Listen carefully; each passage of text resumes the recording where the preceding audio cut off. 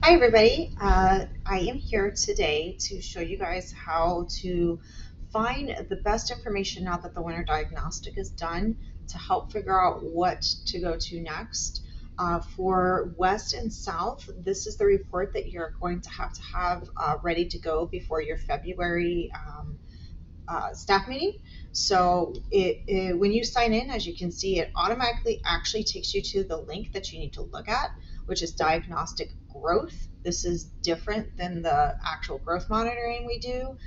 This tells you how the difference is for each of your students from the fall diagnostic to the winter diagnostic, and whether they went up or down, or like, are they going to meet typical growth or their stretch growth, or how close they are to it.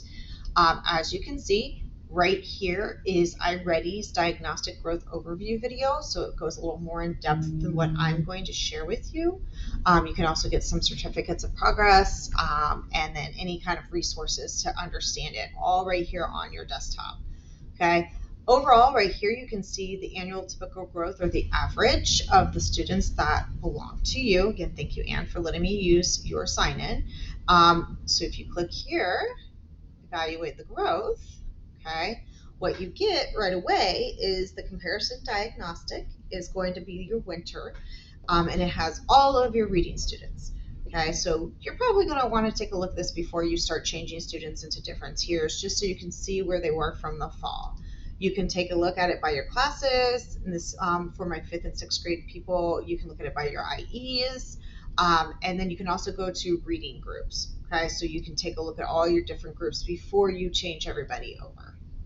All right, the goal here is, since we're in the middle of the year, all right, progress to annual typical growth for average of your students, you should be anywhere between the 50 and 53 percentile. So Anne here has everybody where they should be at this point for typical growth.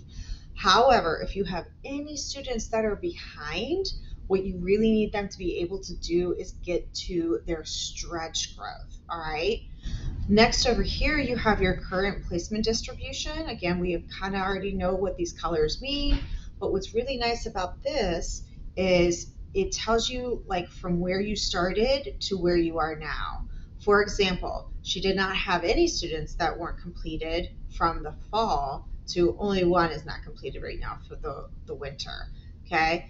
So from here, you had 12% that were 3 grade levels or below, to now 8%. And that's exactly what we want to see happening with these numbers in red. They need to be going down. So way to go.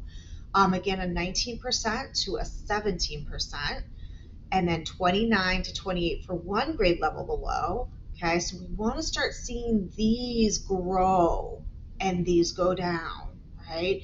So again, 29 to 28, 25 stayed on, and 15 to 20. So we're getting those kids up into the tier 1, and that's exactly what we want to celebrate, and it's awesome to see. All right, so there's a couple different ways that you can obviously download your information, depending on how you like to look at it. You can just get a PDF and like go through and write on it. You can do this as a CSV or Excel worksheet, okay, and you can play around and manipulate it as you wish, okay. But what can I see just in here? All right, how can I filter these different things? So we already know typical growth is about 1 year's worth of growth, okay. However, we really want to pay attention to that stretch growth. Who is hitting that stretch growth, okay? So if you click your thing here, this tells you from 0% up, or if you flip it the other way, who's like really gaining on that stretch growth, okay? And where they are. Again, you can always hit this and it says, what does this mean? What does the stretch growth mean? Like, how do I make that happen? Things like that. Usually when I report to the schools, I start on this end of like, here are these kids that are still in the tier 3 that we have to really be paying attention to, because as you can see in this case, we have a grade K for baseline and we don't have a current score right now. Or in this case, we have one who started off in early 5 but went down to grade 4. So what's going on, and like where do we need to help out? All right. You can always mess with these filters, see where you are here, like our lowest of the low, how close are they? But just understanding what these percentages actually mean, it can mean a lot. Now, if this is a little overwhelming for you and you're like, I know exactly who I want to pay attention to, did my tier 3 group work? How do they look? I don't want to look at all 274 students I have, for example. Okay, so I'm going to pull up her tier 3 group. All right, look at that.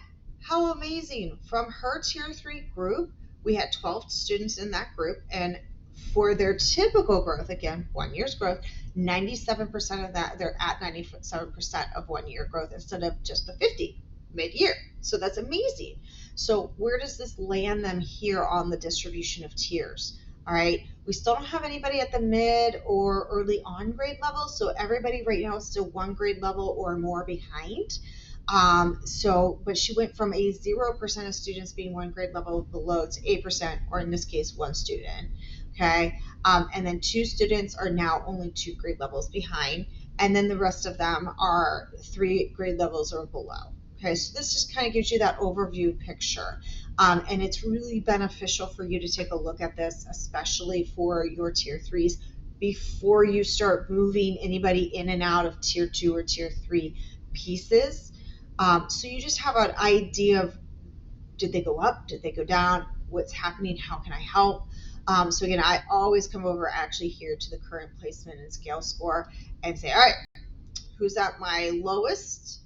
Did they go down? Did they go up? Please keep in mind that the scale score chart is hanging in the break room, and I put it on my weekly email. But the numbers on your scale scores change between fall, winter, and spring, because at this point mid-year they should be higher. They should be learning. So that scale score is going to change a little bit. So it might be easier for you to just kind of look at the color and look at the grade overall where we're seeing. So they started at grade 1 but went down to grade K. So like, what's going on with this kiddo? So I kind of want to know why he'd made no progress in his stretch growth and no progress in his typical growth. There might be something going on. Maybe it was absences. Not sure. Maybe he needs different interventions happening. Things like that. So you can like click in onto this student and say, oh, there was a red rush flag. I know now why there's no growth. So I'm going to want to make sure that that's addressed, and say, hey, can we maybe get this kid to be retested? I'm not really sure. Reassigned. That would be something that you want to reach out to your administration about. So at that point, we can take a look at this one, okay, and say, oh, okay, she made some progress here to typical growth, and even some progress towards her stretch growth. Even in the skill score went up, still a grade K. So let's find out what do we see. So this tells you your year-to-date growth. Also, this is key. This one's a really nice report to give to the parents. The report family one from iReady is great, but it has like a lot of information. This ends up being a 2-page report that you can give to the parents that just breaks it down. You get to see what happened in the beginning, happened in this one, where they are, how much they went up or down, and then this is key right here. How many years would they have to reach this stretch growth in order to be considered proficient in the grade level at that point?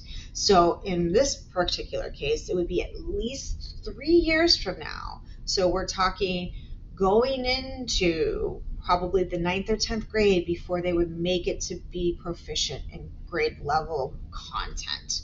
Okay, so we definitely want to watch this kiddo and say, what can we do starting now for interventions? Maybe this would be an MTSS referral to say, ooh, we don't want this kid to go into 6th grade without being heavily supported, possibly with MTSS interventions. So let's talk and let's see what we can do for this kiddo. Great news is obviously the one of the domains sitting here has been tested out, so that's great. But we definitely need to do some work. So where should we go next? Probably phonics. Okay. As always, if you ever have any questions on any of your reports, please, please, please don't hesitate to reach out to me. You can always play these little pieces here that are just like snippet videos of like, what do I mean about growth? What is the difference between a 5-level and 3-level? What happens if I hit this? Like, this will be your overall, okay, progress. It just kind of gets a little confusing where you can get the same information here. Okay, so I hope this helps.